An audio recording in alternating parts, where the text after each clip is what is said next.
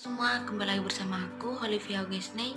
Sesuai dengan judul, aku ingin sharing sedikit tentang pengalaman bagaimana cara penyesuaian diri awal baru merantau. Nah, sebelumnya itu aku pengen cerita sedikit. Aku awal merantau itu mulai SMP, beda kota dengan orang tua. Kalau SMA, mulai dari SMA itu beda pulau dengan orang tua, dengan berbagai macam alasan kenapa aku sudah berani merantau mulai dari SMA ya. Jadi BTW orang tua aku ada di Sumatera dan aku sekarang ada di Pulau Kalimantan. Nah, jadi singkat cerita, caranya bagaimana kita menyesuaikan diri kepada lingkungan sekitar. Misal kita baru merantau. Semoga dengan tips ini kalian bisa bermanfaat sedikit. Jadi yang pertama, di saat kita merantau, menurut aku pertama kita harus penyesuaian dirinya itu kita harus bersosialisasi. Misal kita berpindah ke suatu tempat, misalnya kita tinggal di tempat keluarga, kita harus lebih membuka pikiran, kita lebih membuka pembicaraan, dan kita bagaimana cara kita bisa bersosialisasi dengan mereka, mau pihak keluarga atau pihak masyarakat di sekitar lingkungan mereka. Jangan kita tertutup seolah-olah karena kita tidak sesuai dengan lingkungan yang lama.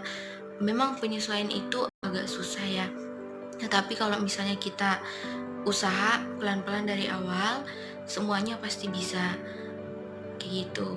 Biasanya seperti aku, perbedaan pulau itu banyak yang berbeda ya, misalnya seperti bahasa. Aku pertama kali ke Kalimantan itu bahasanya itu sangat banyak, sangat berbeda. Mulai dari bahasa sehari-hari, bahasa-bahasa yang dipakai di Kalimantan sangat beda di Sumatera. Jadi bagaimana penyesuaian itu bisa tetap aku lakukan.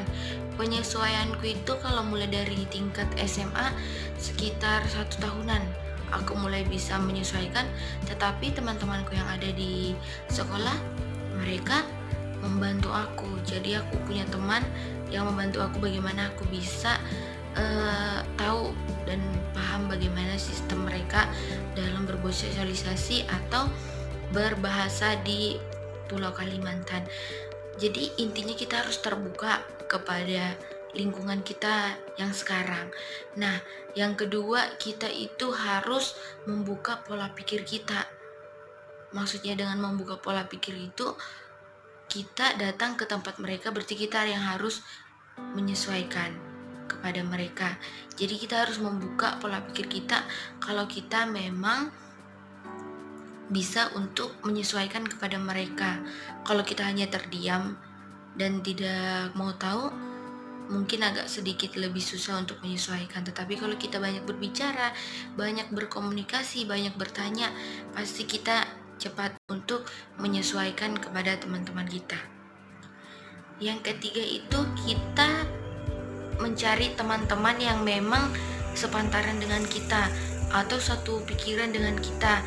Misalnya seperti aku kan awal ke Pulau Kalimantan SMA, berarti aku harus mencari teman-teman SMA aku yang membantu aku bersosialisasi atau beradaptasi dengan lingkungannya. Jadi kita harus mencari sebanyak-banyaknya teman, bukan seberapa banyak, tapi teman-teman yang menurut kita bisa membantu kita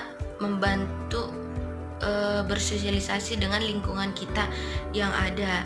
Sesuaikan aja menurut kita bagaimana sih teman yang kita suka, maksudnya teman yang sesuai dengan kita mencari teman.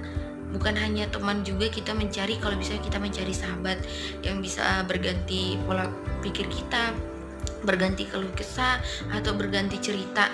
Jadi kita tidak memendam sendiri tentang yang terjadi dalam hidup kita. Nah, yang keempat, kita itu harus banyak yang namanya bertanya. Jadi misalnya kita baru pendatang atau merantau ke suatu tempat, kita harus banyak bertanya, jangan malu bertanya.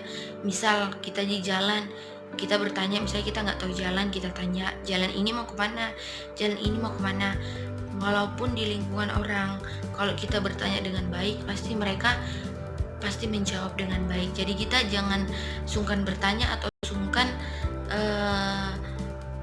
menanyakan suatu tempat kayak gitu, mau tempat atau keadaan atau situasi yang menurut kita bingung kita harus melakukan suatu apa.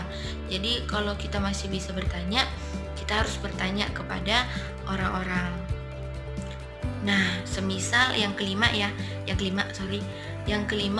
semisal kita kalau tinggal di rumah keluarga, kita harus membuka wawasan atau membuka pembicaraan kepada keluarga kita. Jadi misalnya kalau kita SMA atau kuliah, kita itu harus saling bertukar pikiran, bertukar cerita kepada keluarga kita. Jadi keadaan apa yang terjadi kita di sekolah atau di kampus, jadi keluarga yang kita tinggalin itu mereka paham dengan situasi keadaan kita. Walau tidak sesuai dengan planning, kita ingin menceritakan ini, tapi sesuatu hal yang terjadi kemudian hari, yang penting kita bercerita dulu tentang bagaimana terjadinya nanti, bagaimana keadaannya nanti, bagaimanapun nanti kita harus berpikir positif dulu. Jadi kita harus membuka cerita supaya kita ada yang membantu, mulai dari bantu saran atau membantu bagaimana kita mencari solusi-solusi bersama keluarga, karena tempat tinggal kita itu tempat keluarga dan saran yang terbaik untuk kita. Yang keenam itu yaitu punya pandangan tersendiri. Jadi misalnya kita sudah berjalan beberapa bulan di suatu lingkungan yang baru buat kita harus punya pandangan sendiri atau pola pikir sendiri. Kalau tidak sesuai dengan pola pikir kita, mari kita ubah bagaimana yang terbaik buat kita. Semisal tidak sesuai dengan keyakinan kita, tidak sesuai dengan harapan kita mencari solusi yang terbaik, yaitu musyawarah kepada orang-orang terdekat kita. Kalaupun dengan musyawarah itu kita tidak mendapatkan hasil yang memuaskan dan menurut kita itu bukan hasil yang terbaik, kalau menurut saya sendiri ya, kita berani mengambil tindakan. Tindakan apa? Maksud dengan tindakan itu, kalau saya sendiri, saya orangnya tidak suka dikekang, saya orangnya tidak suka